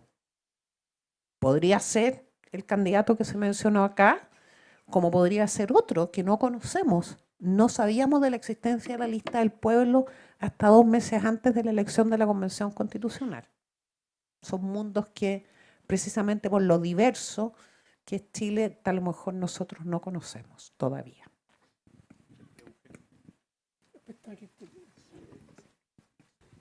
O sea, me parece muy, muy oportuna la pregunta, porque tenemos que dejar de mirar los 20 años como un paréntesis. O como una mera decadencia. La vida ha seguido, como dije, la muerte ha seguido, las personas se han educado mal, como insiste Pablo Ortúzar, pero han salido de ahí, por lo menos con la creencia que están mejores de cómo entraron. Y eso es una energía bastante disruptiva, que por lo demás no hemos sabido muy bien cómo canalizarla. Pero efectivamente, como dice Isabel, el país se ha descentralizado, no todo lo que quisieran, pero bastante más. Las empresas chilenas se han latinoamericanizado, al menos, se han internacionalizado, se han profesionalizado, han dejado de ser, digamos, reductos familiares y se han convertido en entidades muchísimo más profesionales. O sea, tenemos universidades de punta, completamente de clase mundial. Tenemos 2 Pritzker de arquitectura y tenemos a un muchacho de Puente Alto que gana Cannes. O sea, digamos, entonces no es que hemos estado 20 años esperando la tercera alternativa para que responda al orden. ¿Ah? Yo creo que lo que ha pasado es que no hemos logrado comprender bien cuál es el orden que ha prevalecido estos 20 años. Porque un orden ha prevalecido, porque además hemos hecho las tareas más difíciles, porque hemos tenido efectivamente una protesta social de gran envergadura.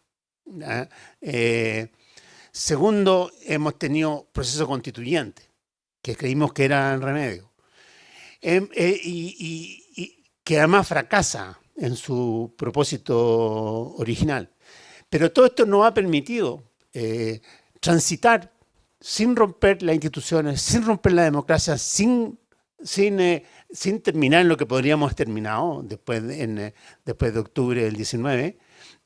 Y además, y encontrando una válvula de escape para esta energía que de pronto se hizo destructiva. Una válvula de escape obviamente fue el proceso constituyente, más allá de sus resultados. Otra válvula de escape fue Gabriel Boric, de Frente Amplio. Y ahora que dejemos de ver al Frente Amplio a Gabriel Boric como una anomalía, como una suerte de marciano, ¿ah? Que llegó sin fundamento intelectual, sin historia. No, probablemente, probablemente, estoy completamente seguro que estaríamos en condiciones mucho peores como para tener esta sana y agradable conversación si Gabriel Boric no hubiese sido presidente y si el proceso constituyente no lo hubiésemos llevado a cabo. Y no tendríamos a esta tercera alternativa que elegantemente bautiza Daniel Mansuy en La Moneda, ¿ah? Proclamando a Portales y al uso del carácter. Entonces, si me dijeras tú, defíneme estos 20 años, son 20 años que hemos mostrado enorme resiliencia y que nos preparan yo estoy seguro que nos preparan como sociedad, como comunidad, como familias, a encarar los años que vienen mucho mejor que como encaramos los años que pasaron. Gracias, Eugenio. Yo hablaría de los estados de ánimo. Ahí iba a citar de nuevo a Heidegger ya demasiado, así que no lo voy a hacer. Vamos a hablar de los estados de ánimo, ¿no? Ustedes se acuerdan que dentro del mundo de la concertación estaban los autoflagelantes y los autocomplacientes, ¿no es cierto? Yo creo que hemos oscilado, ¿no es cierto? Hay que tener cuidado con los dos extremos, de ser autoflagelantes y tampoco ser autocomplacientes. Es decir, ver todos los avances que hemos tenido, los que han señalado muy bien Isabel y Eugenio, pero también ver lo que señala y observar con atención lo que señala Pablo Ortúzar en su artículo, que es la destrucción de una parte de la educación pública chilena que es parte de la historia fundante de esta república y que hay que estar atento a eso. ¿Por qué pasó eso? ¿Qué ocurrió? ¿Qué hicimos mal? ¿Ya? Por un lado, una parte de la izquierda nos dijo que este era un país en ruina. Ese fue el relato que se vendió en el estallido. Las ruinas que había provocado el neoliberalismo y que había que superar ese país en ruinas. Resulta que no era el país completamente en ruinas.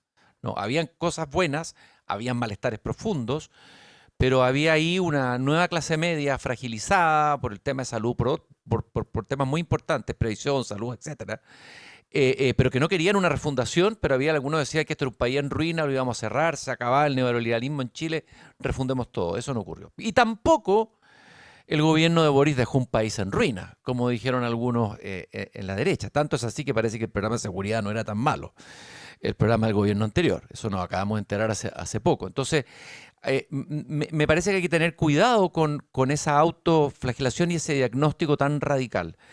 Sobre el tema a ver, yo creo que Chile ha mostrado en estos años una sociedad y una vida social muy rica y cultural muy rica. Es un país muy rico tanto en su empuje de innovación, de emprendimiento cultural, la cultura, lo que se ha hecho en literatura, en el pensamiento, lo que hizo el IE. Uno ve mucha gente haciendo muchas cosas, mucha gente joven haciendo proyectos maravillosos, medio ambiente, etcétera, y se encuentra que tal vez la clase política no ha estado a la altura de la vitalidad de esa sociedad y no está dando un horizonte o no ha dado con la manera de encauzar esa vitalidad que viene de la sociedad y proyectarla hacia adelante. Creo que no hemos encontrado o no se ha encontrado, a lo mejor no es tan fácil encontrarlo. Y lo último que quiero decir sobre el orden, es verdad que la derecha siempre pena Portales, ese sí que es un fantasma que vuelve a aparecer cada cierto tiempo, un personaje fascinante, pero no se puede construir un orden solo con Portales, hay que meter a Andrés Bello al frente. Portales tenía un Andrés Bello al frente. Yo creo que el orden, a mí me parece muy interesante, obvio que el orden público es importante, pero eso es solo un nivel, algunos creen que basta solucionar eso, no, el orden tiene que ser más profundo, y yo creo que ahí interviene Andrés Bello, el lenguaje, ese lenguaje que le falta a la derecha, creo que lo dice Mansuy, ¿no es cierto? Tiene problemas cada vez con entonces yo creo que hay que hacer el cruce entre Andrés Bello y Portales, hacer por ahí nuestra síntesis. Ahí lo dejo. Gracias, Cristian. Tenemos unas preguntas un poco más dirigidas y quiero partir, de hecho, con Cristian, a pesar de que fue el último que habló. Después de leer punto y coma y algo nos anticipaste con esta síntesis, en algún sentido también autobiográfica, ¿cierto? De que te encontraste con una izquierda extraviada, con un mundo al menos del que tú provenías, con el que te sentías identificado, que de repente te parecía completamente extraviado. Quisiera profundizar en eso. ¿Qué crees que pasa con esa centroizquierda? No a la izquierda que siguió esa centroizquierda, ¿no? Sino en particular esa centroizquierda de la que tú, con la que tú te sentías cercano. ¿Cómo evalúas ese tránsito desde, uno podría ponerlo en una historia más larga o más corta, digamos, pero desde el proceso de crítica, un poco de la que habló también Eugenio, ¿cierto? Desde la renovación socialista de los 80 a un compromiso, un abrazo, no sé si acrítico, depende cómo uno lo quiera leer, con la mirada de la nueva izquierda, ¿cierto?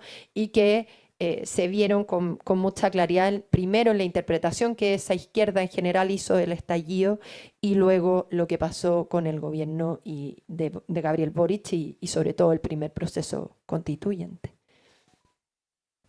Mira, la verdad es que todavía me cuesta entender qué le pasó a la centroizquierda. Yo varias veces pensé en medio del estallido, en medio de las dudas y el desgarro, porque la verdad que tenía un desgarro personal, no solo yo, después me di cuenta que eran muchas más personas de las que yo pensaba que provenían de ese mundo, de esa sensibilidad. No sabía si el extraviado era yo o el extraviado era la izquierda. Después me di cuenta que, bueno, creo que no estaba tan extraviado, puesto que las cosas que fui planteando después ya como incluso un personaje público metido en la política era una cosa bastante razonable y no era como se había querido caricaturizar, digamos, un desvarío completo, era denunciar el desvarío en la convención. Yo creo que hay muchos factores emocionales, yo creo que hay que entender acá también que la izquierda, que a pesar de que la historia avanza y queremos dejar atrás los 50 años, hay ciertas fracturas de historia, ciertas tragedias, que evidentemente dejan una impronta en el alma muy profunda y que se transmiten de generación en generación. Entonces hay que entender también que una parte de la izquierda, tengo la impresión, y en eso coincido con Max Colodro, tuvo que tragarse el bacalao de insertarse en el proceso de transición que creó el dictador o los intelectuales que acompañaron a ese dictador, y lo hizo esa izquierda, pero rápidamente el bacalao volvió como a repetirse, les vino acidez cuando asume Piñera 1 y ya les vino revolución total cuando asume Piñera 2. Y ahí hay una cuestión profunda, y la digo con respeto, o sea, tal vez la derecha en Chile no ha vivido eso, no ha vivido esa tragedia que vivió la izquierda, que significó desapariciones, significó desgarros familiares, significó cosas muy profundas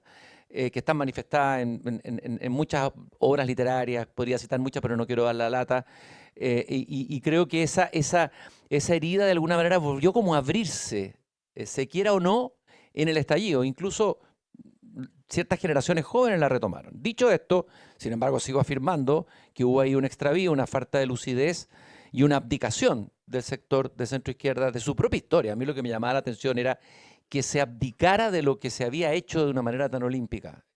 O que en privado se te dijera esto es una locura, pero en público se afirmara lo contrario, ¿no? esa esquizofrenia me costó mucho entenderla, pero creo que hoy día la izquierda tiene una magnífica oportunidad, es decir, y ojalá que la aproveche, así como esta izquierda de Eugenio, esta generación, hizo de verdad un trabajo notable de renovación, la no socialista, de reflexión intelectual, a partir de un dolor, hay que decirlo, o sea, un dolor real, una tragedia real, ¿no? Hicieron un descenso, esa izquierda hizo un descenso, yo siempre admiré el grupo de Eugenio, Tomás Mulián, todo ese grupo, Brunner, etcétera, etcétera, etcétera, Ricardo Lagos, etcétera, los admiré porque siento que ahí realmente vi un sector político haciendo un descenso profundo, una reflexión profunda, que fue fundamental para que tuviéramos después una transición relativamente razonable y no una guerra civil en Chile, etcétera. Y yo creo que la izquierda hoy día tiene la oportunidad y debiera hacer un descenso. Me da la impresión que la izquierda se ha quedado sin herramientas y aparte de ofrecer un obstruccionismo, me da la impresión que no tiene mucho que ofrecer a este Chile que terminó votando con una votación impresionante por un candidato de la derecha más conservadora, algo impensado hace décadas atrás. Y tiene una oportunidad de hacer ese descenso y de hacer una revisión, y tiene capital intelectual, tiene gente muy valiosa, y yo espero, sigo esperando. He visto algunos atisbos en la declaración de Boric en el lanzamiento del libro de Carolina Toá. He visto atisbos de hacer una reflexión de verdad profunda. Oye, nos equivocamos en esto, erramos, no nos conectamos con el país real. En fin, esto no es solamente, digamos, sectores populares, como se le decía a los fachos pobres que terminaron votando por la derecha, que hay una falla nuestra también. Una oportunidad magnífica y yo espero que esta izquierda haga su renovación y que no terminemos en el populismo. O sea que prefiero que la alternancia al gobierno de acá sea una izquierda renovada, una izquierda que haya hecho una reflexión de lo que ha pasado, que caer en manos del populismo. Pero espero que eso ocurra y bueno, estoy expectante ante eso. Y nostálgico de una socialdemocracia que a lo mejor nunca existió o que no tuvo realmente tanta raigambre en Chile. Muchas gracias, Cristian. Nos cambiamos de lado acá de la moderación. Nos quedan solo dos preguntas, una para Isabel y una para Eugenio, para ya terminar con esta conversación. Todo este diálogo, este intercambio ha surgido en torno a los 20 años del IES. Y yo tenía una pregunta para Isabel, pensando sobre todo en tu experiencia en primera línea política, de estar en un ministerio, estar en un partido político, y pensando sobre todo en el lugar en que se sitúa el IES. ¿Cuáles crees tú que son los desafíos para una institución como el IES, que quiere pensar y desde ahí influir, participar en la deliberación política? Y también pensando en las derechas, ¿cuál crees tú que ha sido el aporte de estos 20 años del IES a un sector político como en el cual tú participas? De nuevo tenemos el problemita de los micrófonos. Nos apagan la voz. A ver, al menos en mi sector político, ha habido una tensión histórica, un celo histórico entre el partido y el centro político, ¿ya? Es como de disputarse los espacios, las tareas, básicamente de ver con cierta distancia también, incluso, por ejemplo, alguna vez entre la misma Fundación Jaime Guzmán y la UDI, que Fundación Jaime Guzmán, o sea, son primas hermanas.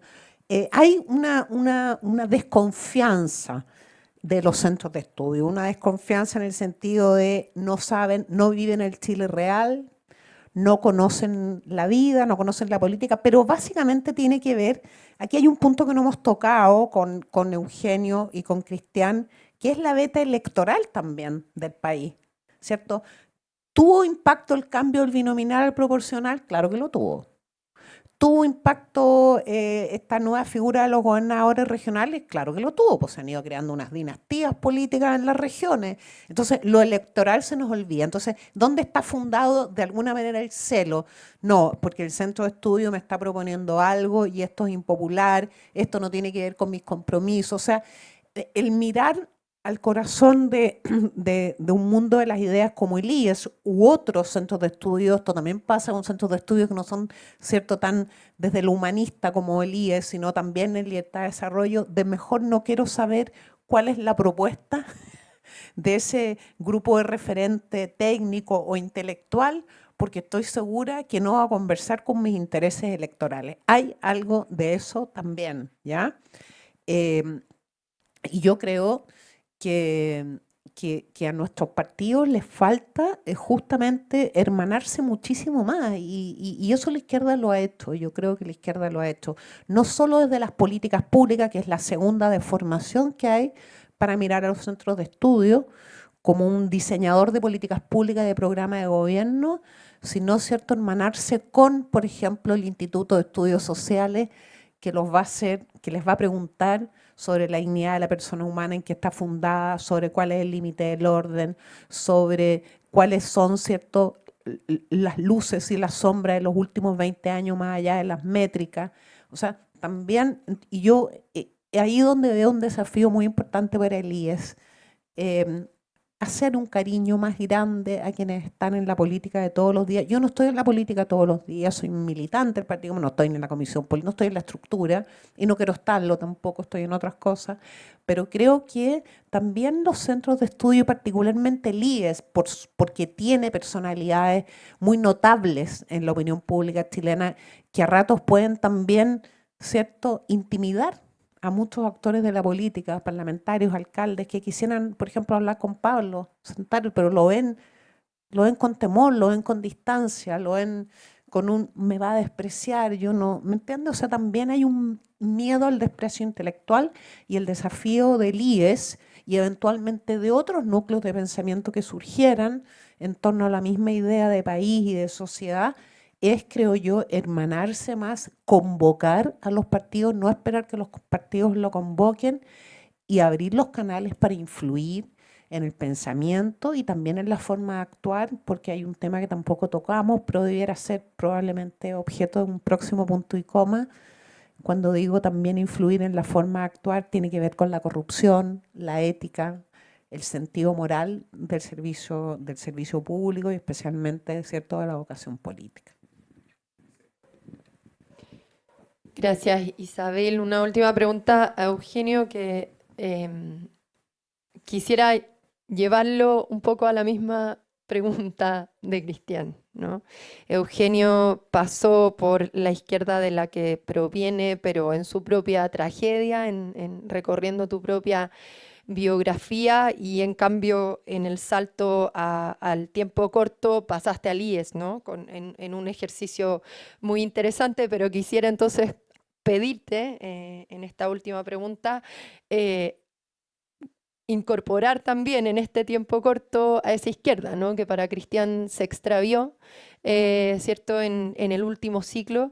¿Qué mirada, como alguien además que ha trabajado tanto, ha participado tanto en la articulación, ¿cierto?, a propósito de lo que decía Isabel, entre el mundo intelectual y la política, ¿qué mirada tienes sobre el recorrido de esa izquierda en este último ciclo?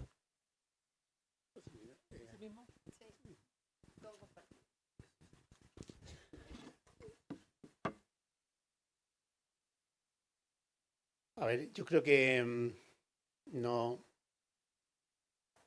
Bueno, en el mundo de la izquierda, ustedes saben que todavía hay algunas personas, muchas personas de mi edad, un poco mayor, que añoran Radio Moscú, que añoran, digamos, y que escuchan Quilapayún, que llena, entre paréntesis, capaz de llenar el Estadio Nacional, ¿ah?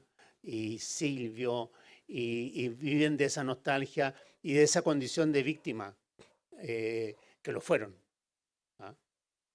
Yo creo que se replica más o menos lo mismo respecto a una tragedia bastante, como dije antes, de marca bastante menor, ¿ah? Como fue la de octubre del 19. ¿Ah? Como que seguimos aquí mismo hablando de eso demasiado tiempo. Aquí ha nacido mucha gente. Hay muchos que ni recuerdan. Además que el octubre fue mucho más dramático para nosotros que para el pueblo. Si el pueblo fue a echar abajo el metro y a tomarse el líder y la Salcobrand. O sea, no fue mucho más no tenía mucho más que perder. Y además fue el que pagó el pato. Fue el que se amputó recursos y bienes que le había costado mucho obtener. Entonces, yo creo que estamos, digamos, una cuestión que yo haría es cómo nos emancipamos de este trauma que muchas veces es más personal que colectivo. ¿Ya? Ahora, yo creo que el mundo de la izquierda, yo creo que ya sea por falta de reflexividad, pero yo creo que eso está resuelto. O sea, digamos, para algunos pensaron que a partir de ese quiebre del 19 se construía una nueva partidos políticos, grupos políticos y todo lo demás. Yo creo que eso no ha fructificado. ¿Ah? O sea, porque eso sí que no voló, cabro. ¿Ah?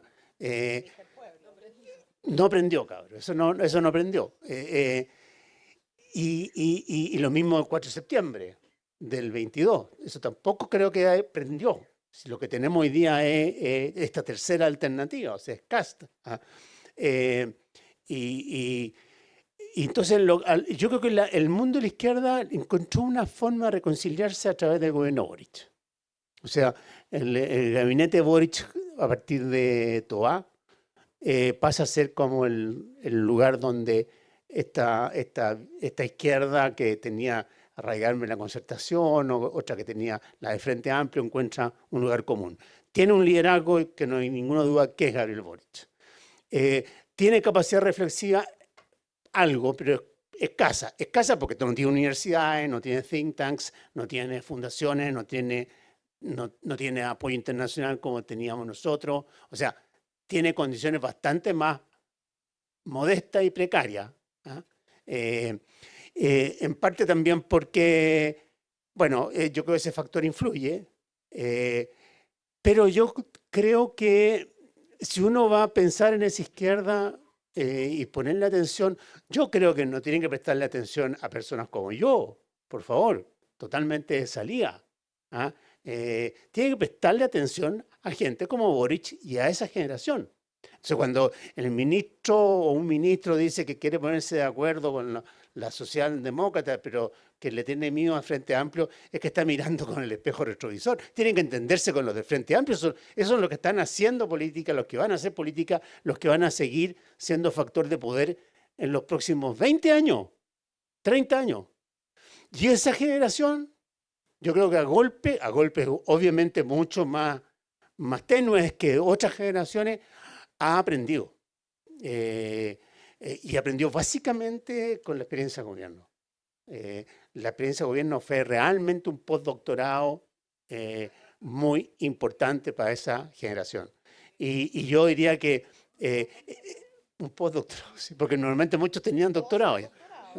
Por lo menos ya, no, bueno. Entonces yo creo que a mí me encantaría que este IES, que tiene una cosa que yo reconozco muy importante, que ha recuperado el patrimonio conservador de la derecha, que había sido aplastado por los Chicago Boys, que había sido denigrado por los Chicago Boys, y por la lógica de Chicago, que además se imprimió en la empresa, como en la sociabilidad de derecha. ¿Ya? Y que por lo demás ahora ha vuelto a renacer, en cierto modo, con Trump, con Musk y con los Peter Thiel y todo lo demás. Pero yo creo que el IES ha reivindicado a los Mario Góngora. ¿No? La entrevista que hace la Telo a la Chantal del Sol. Y ese mundo conservador conversa mucho con la izquierda. Si la izquierda es mucho más conservadora que liberal. El Partido Comunista es el partido más comunitarista que puede existir en la sociedad chilena, mucho más que la UDI, donde ni que si el Partido Republicano que se sacan los ojos. O sea, el comunitarismo está más a veces y el conservadurismo está más en la izquierda que en la derecha. El Frente Amplio reconozco que son más liberales. Más liberales. Y en ese sentido comparto contigo que le faltan más humanidades, porque vienen muchos por lo demás en general de facultades más técnicas. Pero yo creo que, que sería interesante, que por eso que dije algo, insinué algo, que terminen esta guerra civil generacional. Que hagan las paces respecto a las lecturas de octubre del 19. que dejen de discutir sobre Pío IX o Gómez Milla y traten de armar algo parecido a la convivencia que nosotros logramos a partir del 90 con grupos con los cuales teníamos bastante más problemas que gritos más, gritos menos, digamos, en la Plaza de la Dignidad. Muchas gracias, Eugenio.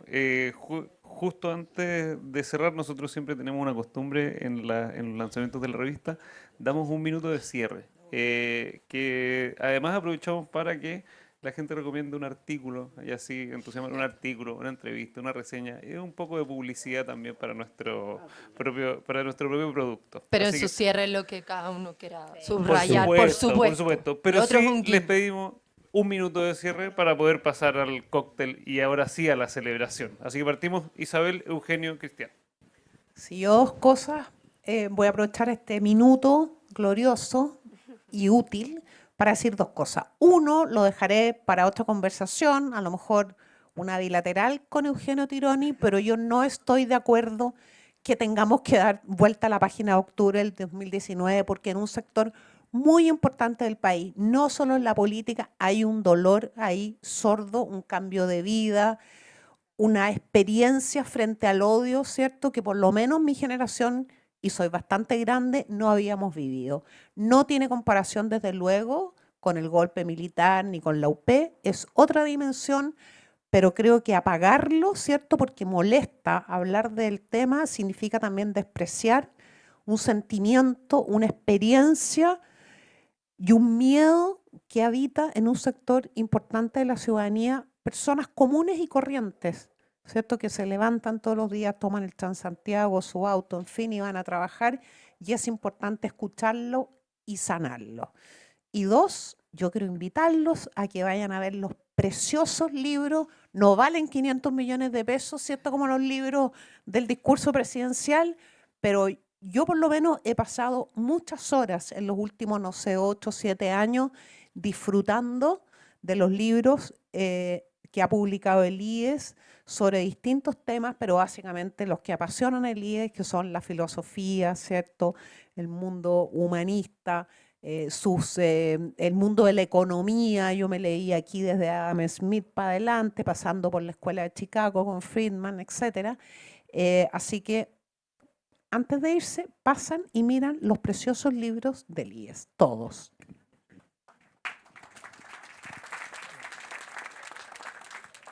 ¿La recomendación tiene que ser sobre el IES o sobre...? La revista, es de la revista. Sobre la revista. No, mira, yo creo...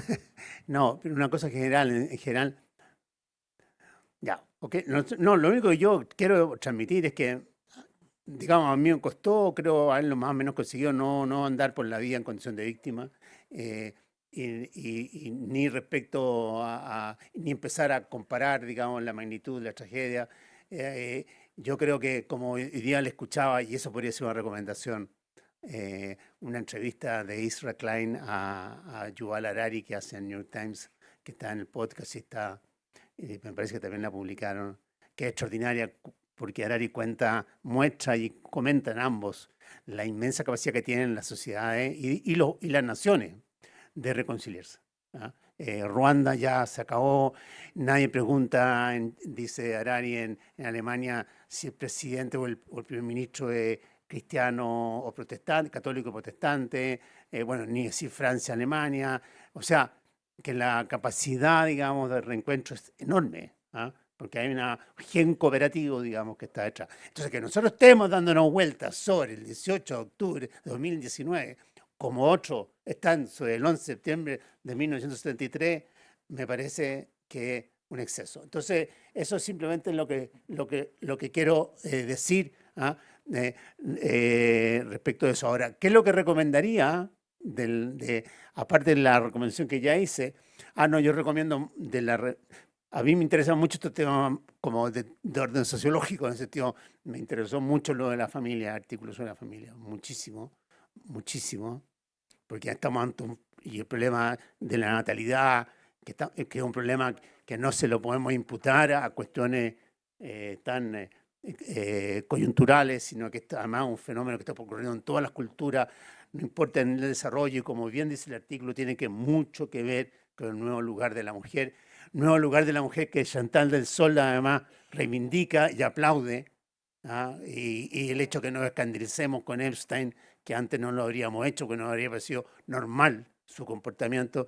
Y me parece también muy interesante el artículo sobre el Estado, y que es muy cierto que nos concentramos en la cuestión constitucional, pero en lo que es la orgánica de funcionamiento del Estado, lo hemos dejado de lado y lo tenemos mucho más ineficiente, mucho más obeso, y no está nada fácil. Yo le deseo suerte al gobierno actual en meterle mano, porque no es tarea simple, y no es una tarea que se puede hacer sin un gran acuerdo del país, porque las capacidades de resistencia son gigantescas.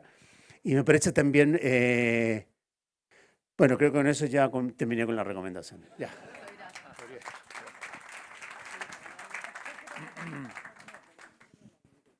Yo estoy de acuerdo que no hay nada más aburrido, ¿no es cierto?, que andar de víctima en la vida, y que hay que superar la victimización. Diciendo esto, debemos hacer un reconocimiento de que la izquierda ha monopolizado esa victimización durante harto tiempo y en varias dimensiones, ¿ya? También decir que, claro, el estallido ocurrió el 2019, el golpe, que obviamente que es otra dimensión totalmente distinta, ocurrió en el año 73, o sea, llevamos 6 años. Yo estoy de acuerdo que tenemos que dar vuelta a la página y que seguir conversando, pero quiero decirte, Eugenio, a lo mejor a ti no te tocó, pero a mí me tocó ver expresiones de fascismo de parte del mismo sector del cual yo provenía. O sea, que te fueran a funar a tu casa, te tiraran un carbón ardiente adentro, te escupieran en la calle e intentaran atacarte físicamente, como me ocurrió a mí. No quiero andar de víctima, ni siquiera hablando de eso, te lo quiero confesar. Eso ocurrió y pasó en Chile, y hubo una pulsión totalitaria de una parte de la izquierda, no toda, pero la otra no fue suficientemente clara y rotunda en rechazar aquello. Y yo no estoy de acuerdo que el pueblo haya salido a destruir los supermercados. Una parte, a lo mejor, del pueblo, más bien un sector del lumpen, barras bravas, pero un sector del pueblo que fue víctima de aquello, y fueron víctimas invisibilizadas. Y además hubo intelectuales disponibles para darle un fundamento teórico a esa violencia. Entonces hay que hacerse una autocrítica, no seguir pegados. Totalmente de acuerdo. Yo no estoy de acuerdo tampoco con decir quiénes estuvieron por el apruebo y de señalarlos con el dedo, volver atrás, como tampoco a quienes votaron por el sí, por el no. Estoy de acuerdo que hay que superarlo, pero creo que la izquierda, yo me considero todavía, no sé, estoy huérfano, pero vengo de ese mundo. Yo no me convertí en un liberal, quiero decir, yo no tuve una conversión, ¿no es cierto? Había intelectuales, bueno, yo ni me comparo con él, obviamente, soy un profesor de literatura nomás, como Vargas Llosa, un Roberto Ampuero, que se convirtió en liberales. Yo no me convierto en liberal, no me convertí en un liberal, todavía me considero en mi corazón. Yo me emociono con el Quilapayún, sigo emocionándome con el Silvio Rodríguez, o sea, esa parte del alma izquierda sigue en la piel mía, y me siento muy cerca de ese mundo. Y sí quiero decir, y con esto puedo cerrar, que me he preguntado qué es lo que soy ahora. Y aquí el IES algo de culpa. Y estoy de acuerdo con lo que dijo Eugenio, que me hizo clic cuando lo dijo. Yo, si tuviera que definirme hoy día, me definiría como un conservador de izquierda.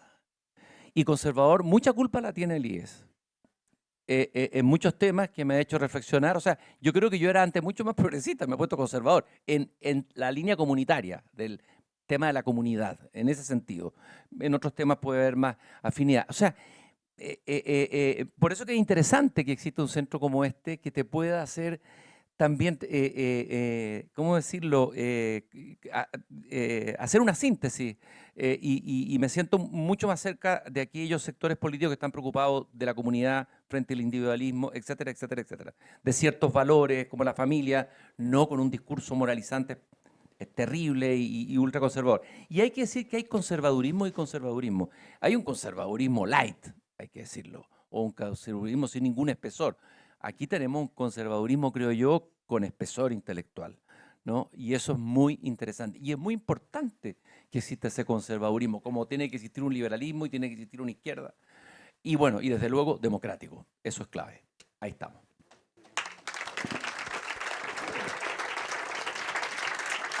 Bueno, muchas gracias, Isabel, Eugenio, Cristian. gracias al público además atento. Ahora vienen las cosas ricas además para compensar la atención. Y nada, solo volver a subrayar la invitación de Isabel, tan generosa, a mirar nuestro catálogo, que está ahí a la venta, a comprar nuestra revista Punto y Coma, a suscribirse, eso es un acto de resistencia hoy día, a suscribirse a esta revista que la hacemos en papel para que llegue a todos lados.